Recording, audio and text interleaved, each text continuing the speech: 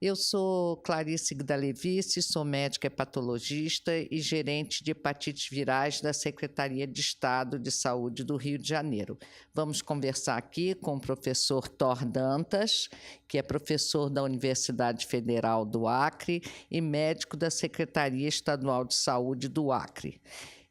O nosso primeiro ponto de conversa vai ser sobre o panorama da hepatite delta no Brasil. Thor, o que você tem para nos dizer agora?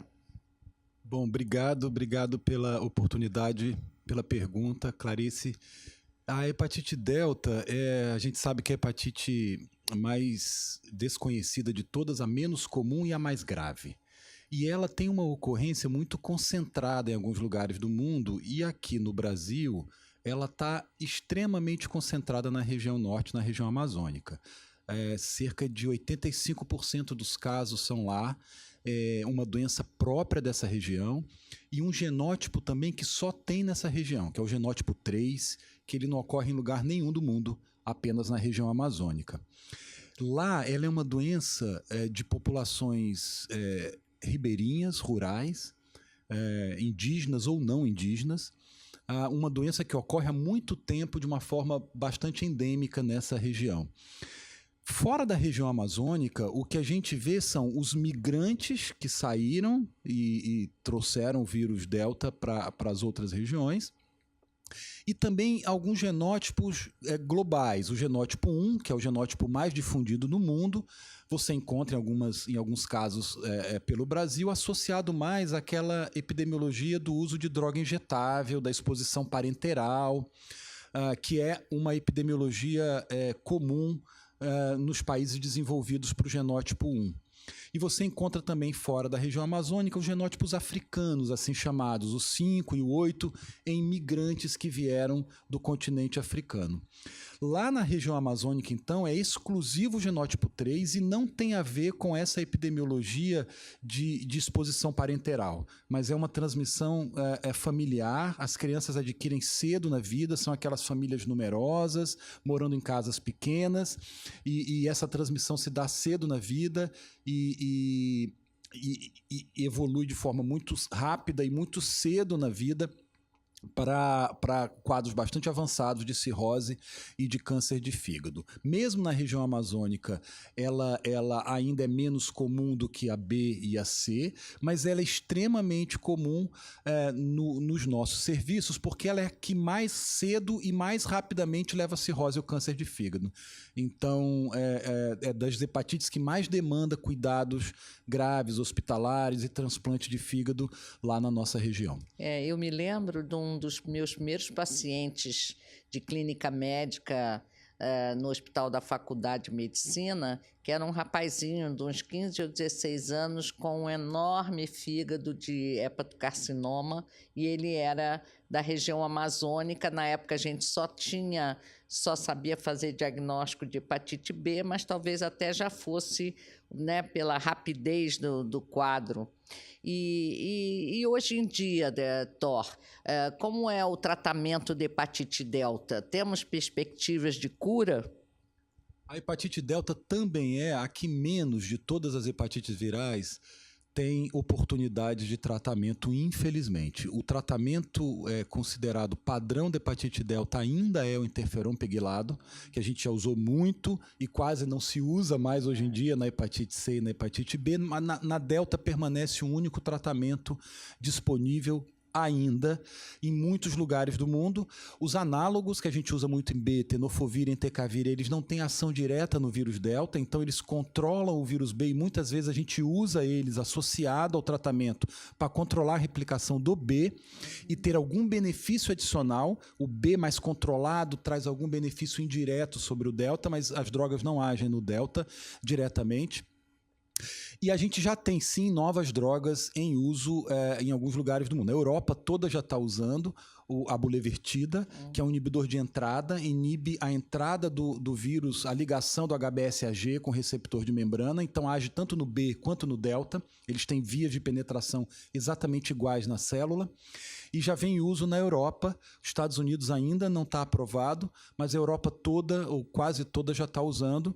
Então, hoje, já há, em muitos lugares do mundo, o tratamento, digamos assim, padrão da hepatite delta já evoluiu. Da associação de interferon pegilado com bulevertida para aqueles que conseguem tolerar o interferon, e uma das questões de delta é que, como ela evolui muito rapidamente para cirrose descompensada, muitos pacientes se apresentam já sem condições de usar interferon, e nesses pacientes, então, o tratamento, digamos, considerado padrão hoje é a bulevertida em monoterapia. Esse é o cenário atual do tratamento. E é um controle da replicação viral ou é uma RVS, um resultado mesmo, um resultado virológico sustentado? Ele não é sustentado na maioria das vezes, infelizmente. O interferon consegue hoje, no melhor cenário, uma resposta sustentada em torno de 30% não mais, é muito pouco. A maioria dos pacientes apenas tem redução de carga viral e tem um grande benefício por isso. Reduzir carga viral do delta está associado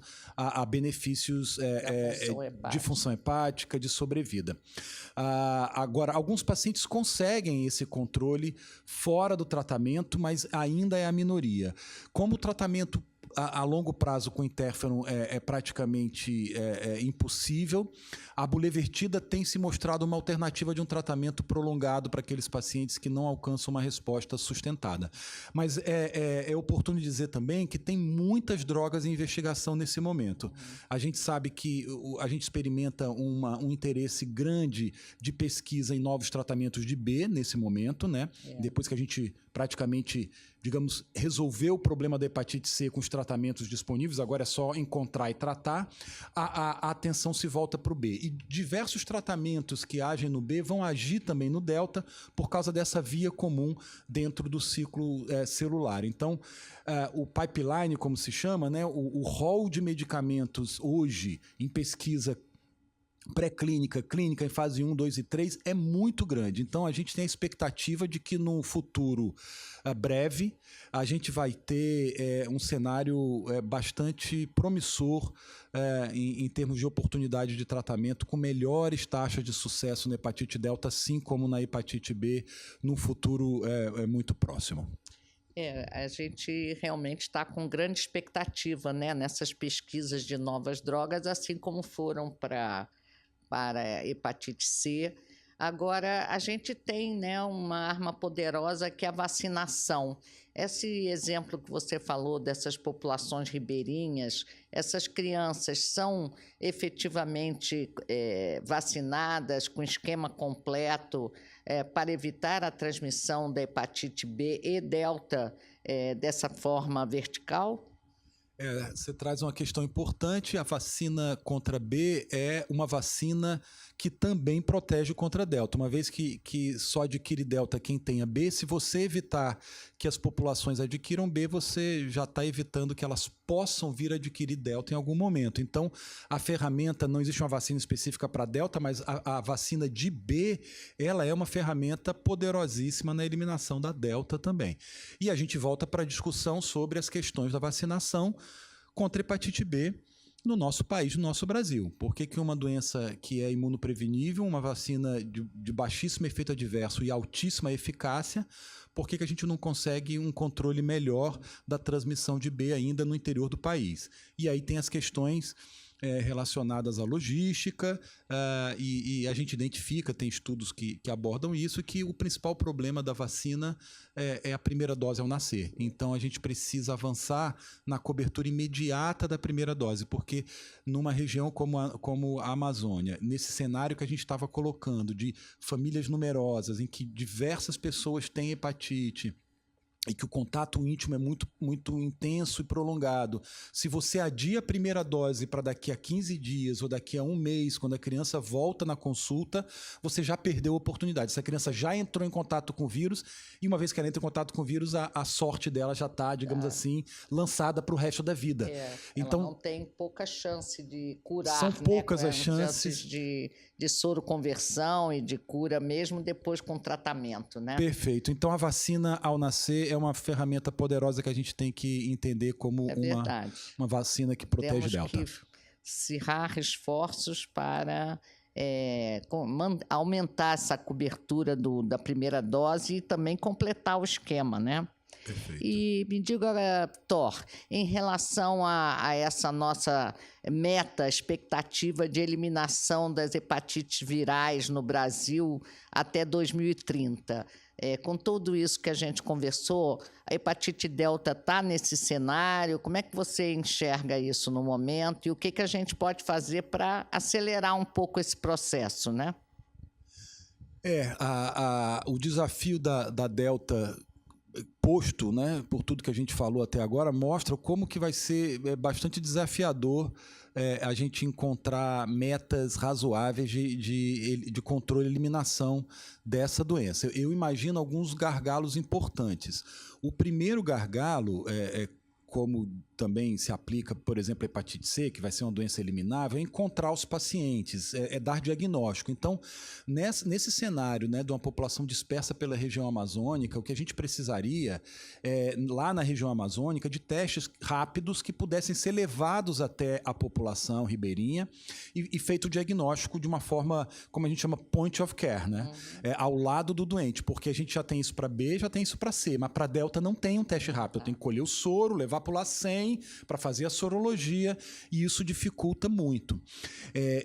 Puxando um pouco a discussão para fora da região amazônica, acho que vale a pena lembrar todo mundo que está nos assistindo de quando pensar em diagnosticar Delta aqui fora da região amazônica. Quando a gente vê aqui, fora da região, você lembrou bem do seu caso, um caso muito jovem, com uma doença muito avançada, pense em fazer diagnóstico de Delta, peça sorologia de Delta fora da região amazônica também, porque ela ocorre. As pessoas passam pela região amazônica e migram, elas saem de lá, elas passam por lá e os genótipos globais vêm para cá, o genótipo 1, o genótipo africano com as migrações. Então, vale a pena lembrar quem está fora da região amazônica. Na região amazônica, o desafio do diagnóstico para mim é esse, e a gente precisa da carga viral em algum momento também para poder fazer a confirmação desse diagnóstico. E do outro lado, o desafio de enfrentar o tratamento. A gente precisa, para controlar essa doença, ter drogas mais amigáveis do que o interferon pegilado. Então, é muito difícil. Os efeitos adversos, né, desse tipo de tratamento. E, além do efeito adverso, a logística de você tratar populações dispersas pela Amazônia com a medicação também, que precisa na geladeira. Uma vez por semana, injetado. Complexo. Né? Então, eu acho que a evolução dos tratamentos vão nos ajudar também a gente poder fazer esse enfrentamento. E outra coisa também seria importante, aquela que a gestante que ainda é B, mas que possa ter uma parceria sexual que tenha, né, vírus, talvez, se ela já tem B, tratar universalmente todas as gestantes para hepatite B. Você acha que poderia também minimizar esse problema da transmissão do Delta? A gente vem discutindo isso, né? A gente conversou bastante sobre isso. Eu acho que pensar em ampliar o tratamento, os critérios de tratamento de B é uma coisa que merece um debate sério em regiões como a Amazônia. E isso pode contribuir muito, muito para a diminuição da transmissão da hepatite B nessa região e, consequentemente, podemos ter também como benefício, uma vez que o B esteja mais controlado, o Delta naturalmente vai ficar, a reboque mais controlado. Então, nesses minuto final, o que você gostaria de deixar como lembranças para casa sobre essa infecção do vírus Delta no Brasil? Eu acho que a gente está num momento em que a gente tem falado muito sobre doenças raras, né? Tem um movimento das doenças raras, existem, as doenças raras ocorrem. Então, a hepatite delta é uma doença, é hepatite viral rara, mais rara. Então, pensem na doença rara, pensem na hepatite delta mesmo fora da região amazônica, pensem naqueles casos graves, naqueles casos de B que evoluem com descompensações agudas, em que você tem um flare inesperado, isso pode ser uma superinfecção de delta.